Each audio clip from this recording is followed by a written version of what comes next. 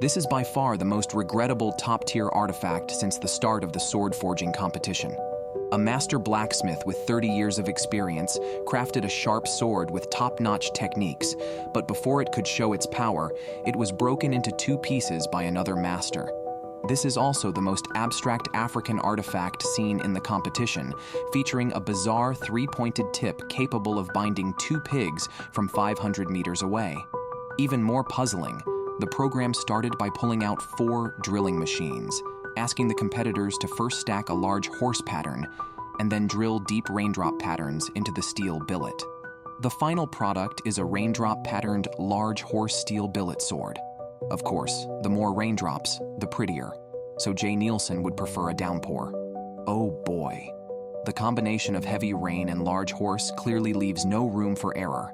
The 4-hour challenge began. Jim, after cross-stacking the steel, completed the welding, using only 16 layers for the large horse. Why not use all the steel pieces? Because he is confident that 16 layers are more than enough.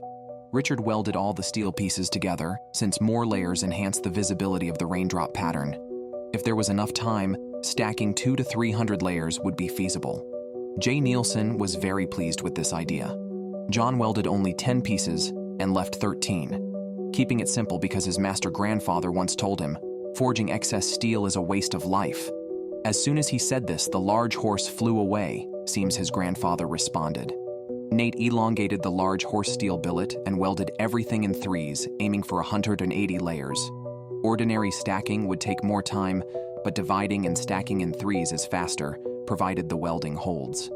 Jim, to enhance the strength of the sword blank, cut the large horse and sandwiched 3 pieces of hard steel in the middle, which would form the blade of the sword after shaping. 1 hour passed. Richard, after stacking, completed only about 100 layers, not quite reaching 300 layers, but he decided not to continue stacking. It was more urgent to drill the raindrop pattern first. Jim, after forging 3 large horse pieces, began hand-hammering marks, making the raindrop patterns on both sides of the sword. Blank more regular and beautiful. The raindrop patterns generally need to penetrate 1/3 into the steel billet. Too deep affects the shaping of the blank, too shallow, and the pattern is unclear. Thus, managing the scale is a real test for the competitors. In the final hour, John's composure finally broke after the steel billet escaped repeatedly. He felt the tools were clearly against him and began to slack off. But after just 2 minutes, John remembered his master grandfather. Giving up after only 2 hours into the contest would disgrace his ancestors. Thus, he picked up the billet and returned to the fray. Meanwhile, Jim's blade, already shaped and impressively designed, received unanimous praise from the judges. His vigorous hammering belied his age. In the last 30 minutes, John, drilling deeply into the steel, suddenly found his spark. He looked good, but the billet was still far from shaped. After Richard heated his blade, he went straight to quenching, creating a dynamic scene. Jim also quenched his blade right after, adding an enchanting flame effect that worked well. Nate, following suit, quenched his blade, which, although without effects, was straight and hard. John had the toughest time, bullied by his tools the whole round, and with his blade still unformed as time ran out. At the end of the first round, each contestant had finished their raindrop-patterned Bowie knives. Richard's camping knife had a clear pattern and good shape, though it could be more refined. Nate's Bowie knife boasted a high finish and attractive raindrop pattern. Jim's Bowie knife, 3 decades in the making, was a favorite of Doug Marcada, though the raindrop holes were a bit too deep. Lastly, John's Bowie machete would hardly impress his grandfather. Jay Nielsen, ever knowledgeable, gave some comments, but John's elimination was inevitable. The scheming of the show was too deep for him to handle. The remaining 3 experts advanced to the second round to continue forging. This round involved fixing flaws and assembling handles, with materials prepared by the show. After completion, the blades would undergo rigorous testing by the judges. The 3-hour contest began. Richard planned to refine his thick blade first, as it was the roughest among the 3. Jim, with overly deep holes near the blade's shoulder, inevitably faced the task of grinding down the blade. Fortunately, his blade was thick enough for adjustments. An hour passed. Richard picked 2 composite materials while the blade embryo was acid-soaked. Although attractive, these materials are quite brittle. Nate first bathed the blade in acid to enhance the pattern visibility, then outlined the base of the handle on the handle material, preparing to shape it. In the final hour, Jim's patterns were not only beautiful after acid soaking, but also very regular. He then chose 2 raindrop-like materials for the handle, which were aesthetically pleasing but somewhat soft.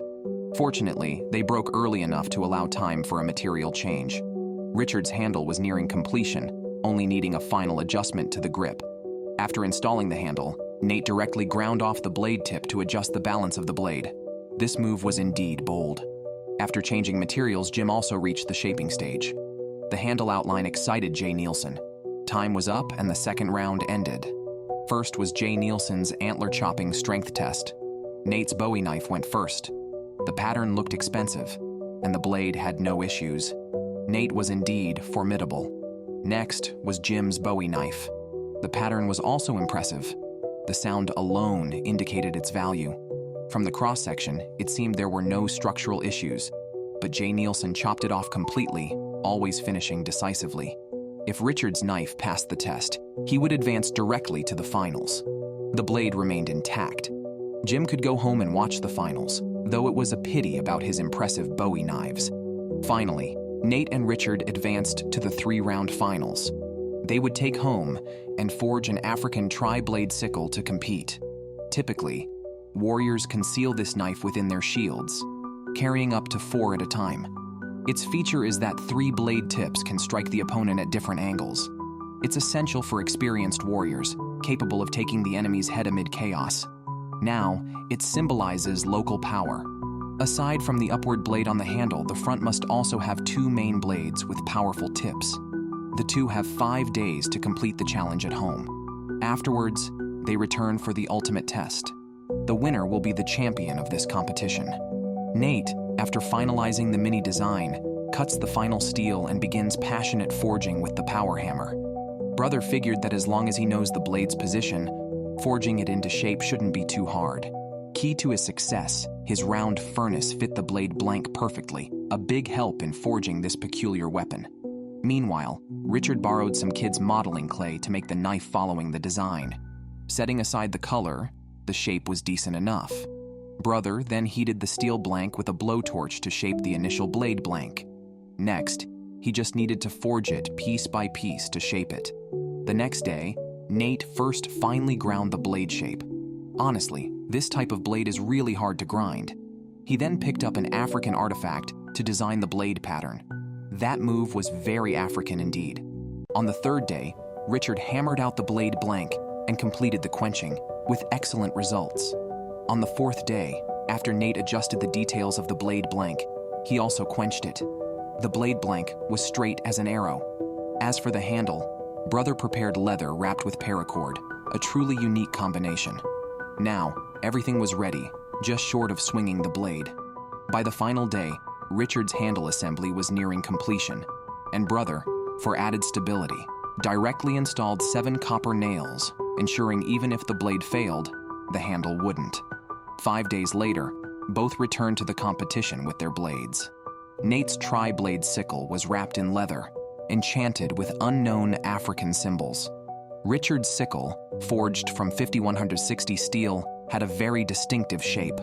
The 2 African tri-blades faced 3 rounds of testing. First, Doug Marcada's practical pig stabbing test. Nate's blade went first. It felt great in hand and performed excellently in pig stabbing. Next was Richard's blade. Stabbing 4 pigs felt different, and Richard's practical effects were also impressive. Doug Marcada liked it as well.